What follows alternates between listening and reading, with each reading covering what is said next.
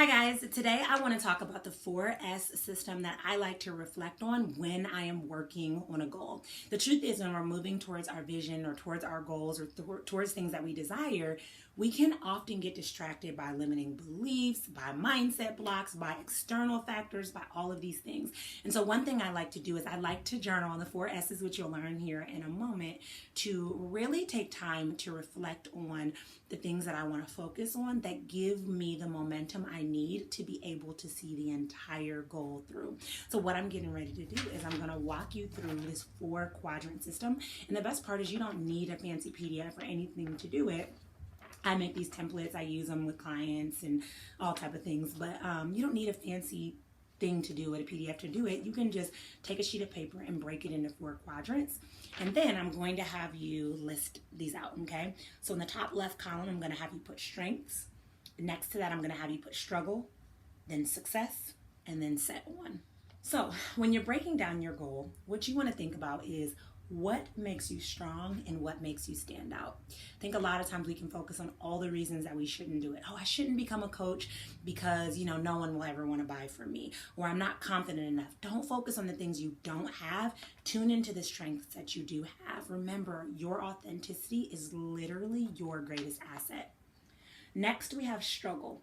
So when was a time in your life that you had a major setback, but it impacted your life in a positive way? The reason I love this so much is because we focus on our struggles and all the reasons why something won't work, but sometimes our struggles teach us the greatest things that actually give us the momentum to move forward. So for example, I remember the first time hiring a team member. That was not a success story. It was actually a big stumbling block that prevented me from wanting to hire any more team members ever in my future. But when it was time for me to start expanding and start bringing on team members, I started to reflect on what I learned from that experience. Oh, you know what? I didn't interview that person. I didn't set clear expectations. There were certain things that I really dropped the ball with. When I reflected, when I allowed myself to reflect, I was able to set a standard so that when I brought in new team members, I knew exactly what I was doing. So that struggle or that stumbling block actually prepared me to be more prepared now moving forward.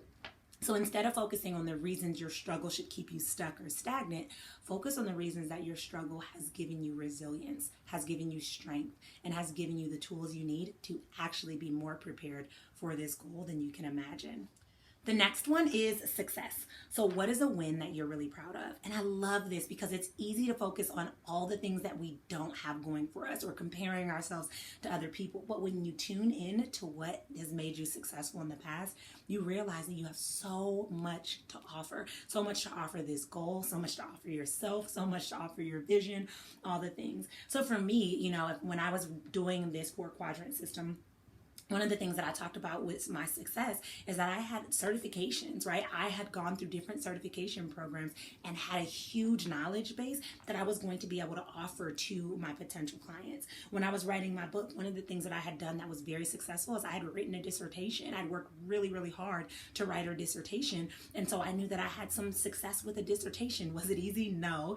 But there was still that success that I had. And when I focused on that win, it made me so proud, and it allowed me to tune into that so that I had that renewable motivation and momentum to keep showing up for this goal. Then finally, we have set on. So what is that desire that you have? What are you set on? Okay. So after thinking about that, what are your strengths? Where were your setbacks or your struggles that gave you that resilience, that strength to keep going? And what were your successes? And when you combine all of those, now considering that, what is it that you have your eyes set on? With this column, one thing that I really, really like to do is I like to focus on how I can affirm myself to move in that direction, right? So maybe you're set on getting your first client. Maybe you're set on writing your first book. Maybe you're set on creating or launching your first course. Maybe you're set on losing 25 pounds, whatever it may be. What are you set on? What is it you desire to have? And write that vision out, write that dream out, okay? Because here's the truth, what's desired by you is destined for you. But you have to, 1, know exactly what it is, and 2, know that you're worthy of receiving it. So what I'd love for you to do is I'd love for you to take some time to really reflect. What are your strengths? What were your setbacks? What were your successes? And what are your eyes set on? And I dare you to give yourself permission to be vulnerable, to be open, to write it all out and to reflect. Because when you reflect, you allow yourself to build a strong foundation from which you get to build upon to be able to move forward with what your eyes are set on toward that success that you desire and deserve.